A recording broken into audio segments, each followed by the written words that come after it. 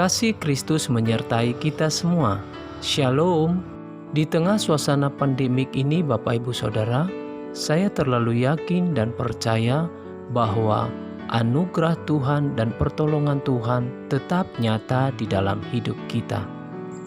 Baik Bapak Ibu Saudara, sebelum kita mendengarkan sebagian sabda Tuhan melalui tayangan video ini, saya mengajak Bapak Ibu Saudara untuk kita sama-sama memuji Tuhan dengan judul "Tak usah ku takut, Allah menjagaku".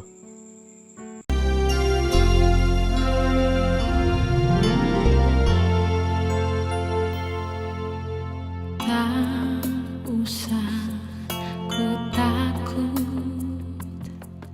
Allah menjagaku.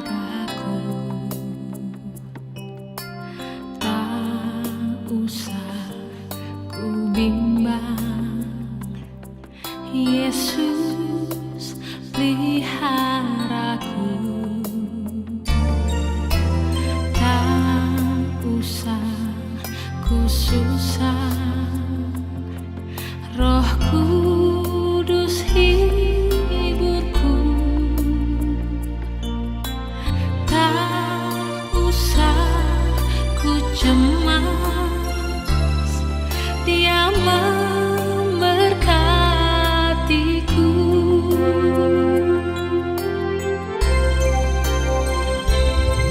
El Shaddai, El Shaddai,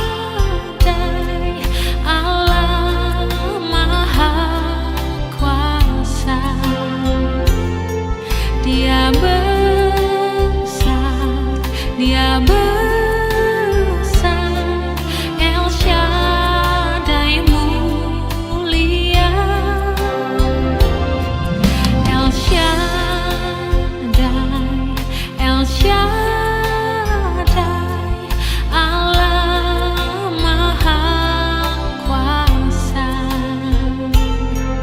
Berkatnya melimpah, El Shaddai.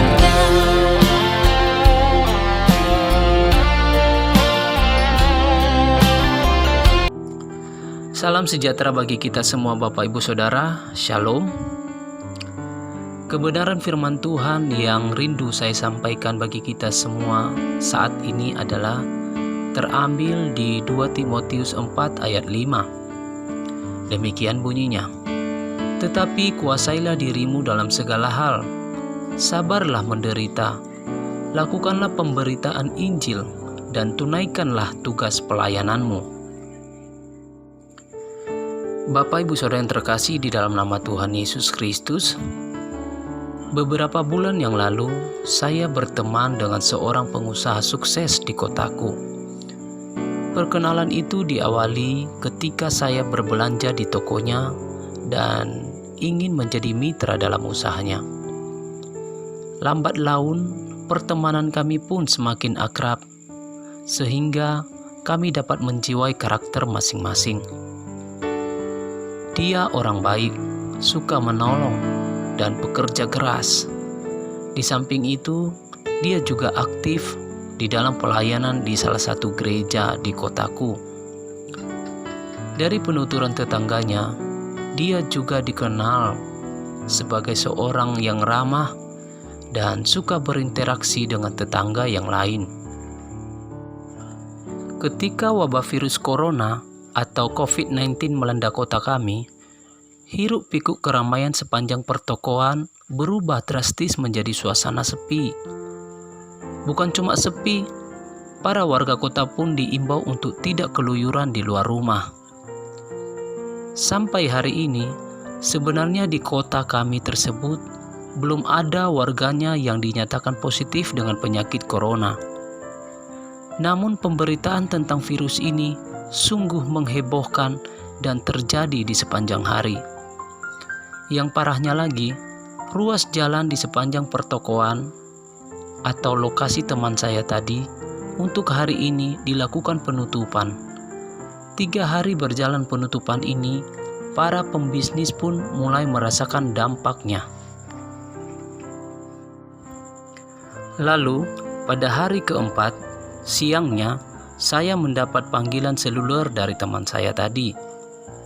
Ia meminta untuk datang di tokonya nanti sore. Tanpa banyak tanya, saya pun menanggapinya dengan berkata, "Oke." Namun apa yang terjadi ketika saya tiba di tokonya? Orang-orang berkerumun tepat di depan tokonya. Dengan suasana hati yang dakdikduk, saya terus mendekatinya. Yang ada di dalam pikiran saya saat hari itu, pasti telah terjadi kemalangan di tokonya. Gubrak! Suara kursi plastik terdengar keras, dan patahannya mengenai orang-orang sekitar di dalam tokonya. Di sampingnya ada seorang bapak berbaju pegawai negeri. Dilihat dari fisiknya, sepertinya bapak ini telah lanjut usia dan berkacamata tebal. Tak lama kemudian, teman saya itu datang kembali dan menendang kursi plastik di lantai, sambil mengucapkan kata-kata kasar.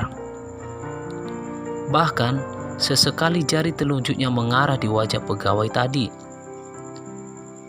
Sungguh, saya tidak bisa menggambarkan suasana kejadian saat itu. Di lain sisi, saya takut dan gemetar. Namun di sisi lainnya, saya sedih dan tak bisa membayangkan kalau perlakuan teman tadi di luar dari kewajaran. Miris memang. Singkat cerita, saya mencoba menenangkan teman tadi, dan puji nama Tuhan, emosi kawan tadi mulai mereda. Bapak Ibu Saudara yang terkasih di dalam nama Yesus Kristus, kisah kejadian di atas mengajari kita banyak hal tentang ketidakadanya kekekalan di dalam dunia ini dan penerapan kasih Kristus dalam situasi ketidakbiasaan. Firman Tuhan dalam 2 Timotius 4 ayat 5 mengajari kita untuk senantiasa dapat menguasai diri dalam segala hal. Artinya Bapak Ibu Saudara, selain mengendalikan fungsi organ-organ tubuh kita, kita juga dituntut untuk menguasai situasi keadaan yang sedang terjadi saat ini. Dalam hal ini Bapak Ibu Saudara, antara jasmani dan rohani kita seharusnya memiliki porsi yang sama atau balance. Dengan demikian, kita bisa menilai karakter sesama kita dengan memperbandingkan antara jasmani dan rohani.